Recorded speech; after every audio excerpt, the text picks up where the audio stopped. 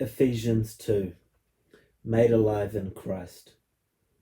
As for you, you were dead in your transgressions and sins, in which you used to live when you followed the ways of the world and of the ruler of the kingdom of the air, the Spirit who is now at work in those who are disobedient. All of us also lived among them at one time, gratifying the cravings of our flesh and following the desires and thoughts. Like the rest, we were by nature deserving of wrath.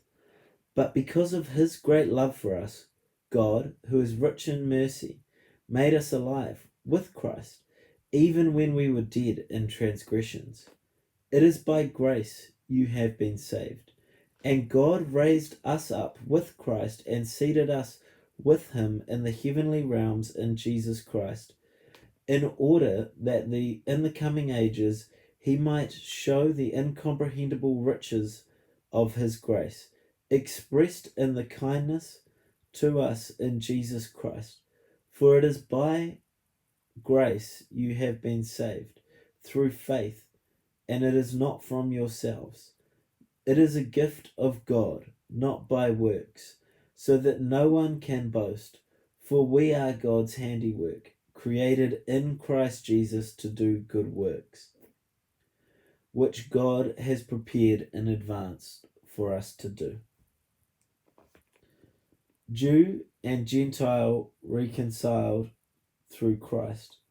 Therefore, remember that formerly you who are Gentiles by birth and called uncircumcised by those who call themselves the circumcision, which is done in the bodily human hands, remember that at that time you were separate from Christ, excluded from citizenship in Israel, and foreigners to the covenants of the promise, without hope and without God in the world.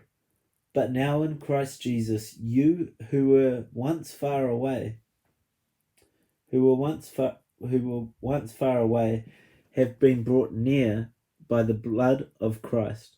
For he himself is our peace, who has made the two groups one, and has destroyed the barrier that divided the wall of hostility, by setting aside his flesh, the law with its commands and regulations. His purpose was to create in himself one new humanity out of the two, thus making peace, and in one body reconcile both of them to God through the cross, by which he put to death their hostility. He came and preached peace to you who were far away, and peace to those who were near. For through him we have both access to the Father by one Spirit. Well, we both have access to the Father by one Spirit.